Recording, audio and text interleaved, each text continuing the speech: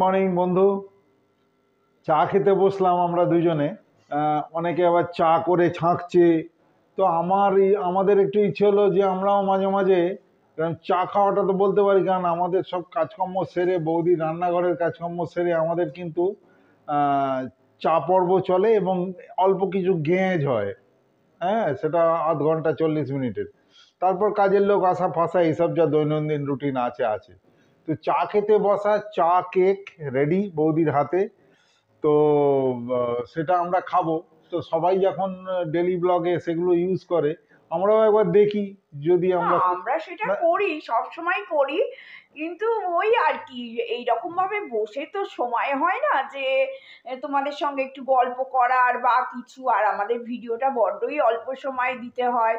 তা ওই আর কি তোমাদের সঙ্গে যতক্ষণ ভালোবেসে থাকা যায় আর কি, তোমাদের সঙ্গে গল্প করতে বা তোমাদের মানে পাশে থাকতে। আমি জানি আমার বন্ধুরা আমাদের দেখে, আমাদের গল্প শুনতে ভালোবাসে, আমাদের সঙ্গে আদান প্রদান করতে ভালোবাসে। ওই আর কি একটু কোয়ালিটি টাইম স্পেন্ড করা। হ্যাঁ, ঠিক আছে। দেখো গতানুগতিকতা ছেড়ে আমরা একটু ওই পথে গা ভাসালাম, যাতে চা পর্বটাও তোমাদের সঙ্গে শেয়ার করতে পারি। ঠিক আছে, টেক কেয়ার, বাই। হ্যাঁ, চা দাঁড়াও, একটা চায়ে চুমুক দিই, তারপর তোমাদের ছাড়বো। দেখো, দিস ইজ চা আর আমি কেক। দাদা চা খাচ্ছে, আমি কেক খাচ্ছি। টাটা। মর্নিং বন্ধুরা, কেমন আছো তোমরা? সবাই ভালো আছো তো? লাইফস্টাইল উইথ টিঙ্কুর তরফ থেকে তোমাদের সবাইকে স্বাগত জানাই। তোমরা দেখো, আমাকে বলো যে তোমাদের আমাদের ভিডিওগুলো কেমন লাগছে। একদম মানে লাইফস্টাইল ভিডিও।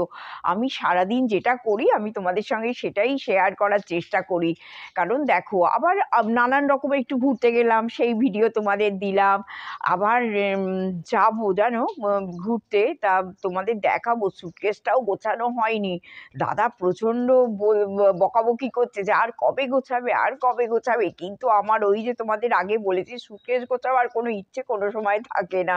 তা আমি ওটা গুছিয়ে নেবো, তোমাদের সঙ্গে সেটা আমি শেয়ার করে দেবো। কোথায় যাচ্ছি? খুব কাছাকাছি যাচ্ছি, কিন্তু ওই আর কি শীতের আমেজ নিয়ে একটুখানি ঘোরাঘুরি করা। তারপরে শীত চলে গেলে গরমকালে তো হয়েই গেল। আর তো কোনো মানে কোথাও বেরোতেও ইচ্ছে করবে না, কোথাও যেতেও ইচ্ছে করবে না, খেতেও ইচ্ছে করবে না। আর এই ফুলটা না বন্ধুরা তোমাদের সব সময় দেখাতে ইচ্ছে করে। দেখো, শীত পড়েছে তো, চাইনিজ গোলাপ, এরকম ছোট্ট ছোট্ট, কিন্তু একদম দেখো থাক থাক মতো গোলাপগুলো। এত সুন্দর আমার এই ছোট ছোট গোলাপগুলো লাগে না। বেশ সারা গাছটা এরকম ভরে থাকবে, বলো দেখতে কত সুন্দর লাগবে। তা যাই হোক, বাগানে যখন এসেই পড়েছি, ফুল তোলা আজকে হয়ে গেছে জানো, তোমাদের সঙ্গে সেটা শেয়ার করতে ভুলে গেছি। যাই হোক, সঙ্গে থাকো বন্ধুরা। আমি এবার রান্নাঘরে ঢুকবো। প্রচণ্ড দেরি হয়ে গেছে, যেহেতু আমরা বেড়াতে যাচ্ছি। খুব একটা রিচ আজকে রাঁধবো না, কদিন ধরে খুব রিচ খাওয়া হচ্ছে। আজকে প্লেন ঝোল করব আর দাদার মাছ করব, এইটুকুই ইচ্ছে আছে। চলো রান্নাঘরে। তো চলে এলাম, সারা বাড়ি ঘোরাঘুরি করে একটু পরিষ্কার ঝরিষ্কার করে গাছের পাতা ফাতা কেটে ফুল তুলে সব কিছু সকালবেলা হয়ে গেল। ছাদ পরিষ্কারও হয়ে গেছে করে এইবার আমি রান্নাঘরে চলে এলাম। আর আজকে চাটা খাওয়া হয়ে গেছে, কারণ এখন আমার হেল্পিং হ্যান্ড একটু বেলা করে আসে। তা সেই জন্য সব কিছু করে এইবার আমি রান্নাঘরে পদার্পণ করলাম, কারণ এইখানটা আমাকে আসতেই হবে, সেটা তোমরা জানোই।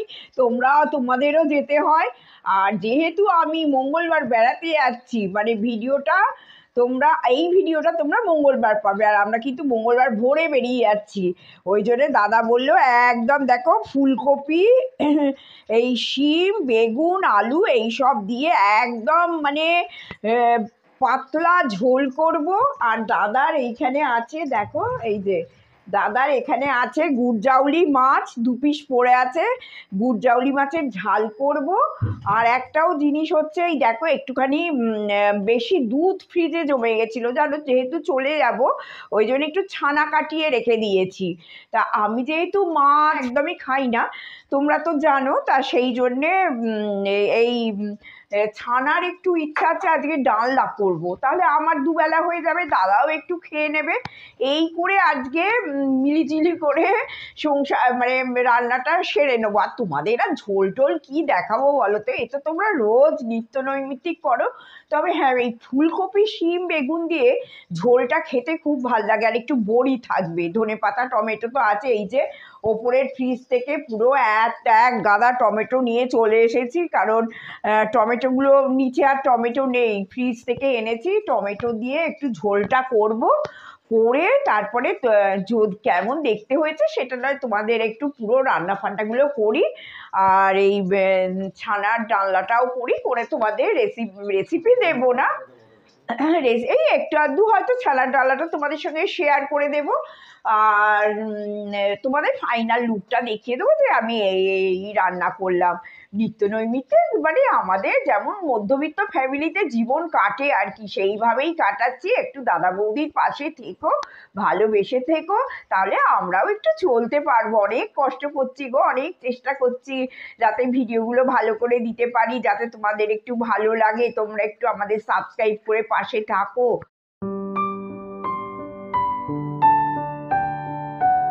বন্ধুরা দেখো, এই যে তোমাদের বললাম না বড়ি দিয়ে যে নিরামিষ একটা ঝোল করি, ফুলকপি বেগুন মানে পাঁজানা আছে ওই আর কি, পাঁজানা দিয়ে যে একটা ঝোল করি বড়ি টড়ি দিয়ে ধনেপাতা দিয়ে, এই ঝোলটা আজকে এক বাটি করেছি। প্রচুর আনাজ থেকে গেছে জানো তো, এক বাটি এইটা করেছি। আর এই দুভাগে ভাগ করে রেখে দিয়েছি। এই দেখো গুড়জাউলি মাছের ঝাল করেছি পোস্ত আটা দিয়ে। এবার আমি তোমাদের সঙ্গে একটা শেয়ার করছি ছানার ডালনা। যেহেতু আমি মাছ খাই না, তোমাদের তো বললামই, একটু ছানার ডালনা, আমার অনেক দুধও বেঁচে গেছে, যার জন্য একটু ছানা কাটিয়ে নিয়েছি। এটা তোমরা ভিনিগার দিয়েও কাটাতে পারো, বা টক দই যে বাড়িতে থাকে টক দই দিয়েও তোমরা ছানাটা কাটিয়ে নিতে পারো, লেবু দিয়েও কাটিয়ে নিতে পারো। তবে ছানা কাটাবার ওই যে পাউডারটা পাওয়া যায় না বন্ধুরা, আমি তোমাদের বলবো ওইটা দিয়ে কাটিও না, ওটা ডেলি বেসিসে খাওয়াটা ঠিকও না, আর আমার ভালোও লাগে না ওই সব দিয়ে কাটাতে। তা যাই হোক, আমি ছানাটা কাটিয়ে নিয়েছি, লো ফ্যাট দুধের প্যাকেট দুখানা কাটিয়েছি, এই ছানাটা হয়েছে। একটুখানি লঙ্কা গুঁড়ো দিয়ে দিলাম অল্প, তোমরা যেমন ঝাল খাবে লঙ্কা গুঁড়ো দিয়ে দিলাম। আচ্ছা, এতে দেখো একটা আমি পাঁচমিশালি, এই যে এতে লেখা আছে পাঁচমিশালি মশলা, হ্যাঁ, এই পাঁচমিশালি মশলাটা আমি ফ্রিজে করে রাখি, মানে দরকারে লাগে বলে। এই মশলাটাও দিয়ে দিই। তোমরা যদি এই রেসিপি চাও আমাকে লিখো, আমি অবশ্যই এটা একদিন করবো আর শেয়ার করে দেবো, কারণ আমারও এটা একটু ফুরিয়ে আসছে আর কি। হ্যাঁ, এটা হোমমেড পাঁচমিশালি মশলা। তোমরা একটুখানি, আমার এখানে কর্নফ্লাওয়ার আছে 2 চামচের মতো, আমি 2 চামচের মতো কর্নফ্লাওয়ারটা ঢেলে দিলাম।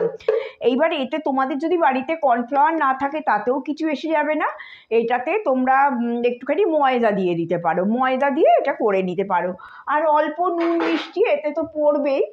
দেখো এই যে একটুখানি মিষ্টি দিয়ে দিলাম, তোমরাও দিও, টেস্টটা ব্যালেন্স হবে।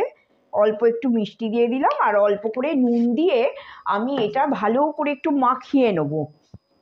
দাঁড়াও, একটু নুন দিয়ে, একটু নুন দিলাম, অল্প করে নুন দিয়ে আমি এটাকে মাখিয়ে নেব। আচ্ছা দেখো, এতে একটুখানি অল্প করে, বুঝতে পারছি, 1/2 চামচ বেকিং পাউডার দিয়ে দিলাম, বেকিং সোডা নয় কিন্তু, হ্যাঁ বেকিং পাউডার, একটু ফুলো ফুলো হবে। যদিও আমি একদম ছাঁকা তেলে ভাজবো না, তাহলে না অনেকটা তেল খাওয়া হয়ে যাবে জানো, আমি না একদম সেঁকে সেঁকে তেল ছড়িয়ে ছড়িয়ে ভাজবো। আর তোমরা যদি মনে করো এটাকে বেশ একদম ছাঁকা তেলে সুন্দর করে ভাজবে, সেটাও ভেজে তোমরা খেতে পারো। আমি আর এত ছাঁকা তেলে ভাজবো না, একদম কড়াইয়ে অল্প করে তেল দেবো, দিয়ে আর এইগুলোকে সেঁকে সেঁকে একটু ভেজে নেব। তারপরে দাঁড়া এটা মেখে নিয়ে, এটা বেশ ভালো করে মাখতে হবে, আমি কিছুটা আগে মেখেও রেখেছি। সুন্দর করে এটাকে মাখতে হবে, না মাখলে না একটু শক্ত শক্ত হয়ে যাবে। আর একটা জিনিস মাথায় রেখো, ময়দাই বলো আর কর্নফ্লাওয়ারই বলো, এইগুলো না খুব বেশি পরিমাণে দিও না, তাহলে কি হবে এইগুলো শক্ত শক্ত হয়ে যাবে বড়াগুলো। দেখো বন্ধুরা, এই যে ছানাটা খুব ভালো করে মাখিয়ে নিলাম, নিয়ে এইরকম গোল গোল মতো করে, হ্যাঁ তোমরা যে যেমন পারো শেপ দিতে পারো, ওইটা কোনো ব্যাপার নেই। আমি এইরকম দিচ্ছি, একটু বড় বড় করছি, তোমরা এর থেকে ছোট ছোটও করতে পারো। হ্যাঁ, একটুখানি এরকম করে চেপটে চেপটে দেবে। এই যে দেখো, যেমন খুশি শেপ দিতে পারো। কড়াই আমি তেল বসিয়ে নেবো, এটা কিন্তু ছাঁকা তেলে ভাজলে দারুণ হবে। আমি কিন্তু ছাঁকা তেলে করছি না, তোমরা ছাঁকা তেলে করতে পারো, ভারী সুন্দর খেতে হবে, পুরো একদম মানে কাজবাড়ির মতো। এইগুলো আস্তে আস্তে দেখো, এই যে এইখানে ছেড়ে দেবো। হ্যাঁ, এইগুলো ভাজা হোক, ভাজা হলে দেখাচ্ছি তোমাদের আমি।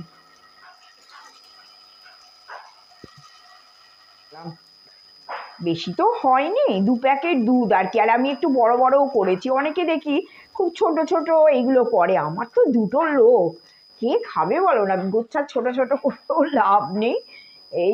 এইভাবে করলাম। আর দাদা না এই সব জিনিস খেতে খুব একটা পছন্দ করে না, একদমই না। দাদা হচ্ছে মাছ মাংস ডিম, দাদা এইসব নিরামিষ ডিশ খুব একটা খেতে মোটেই ভালোবাসে না।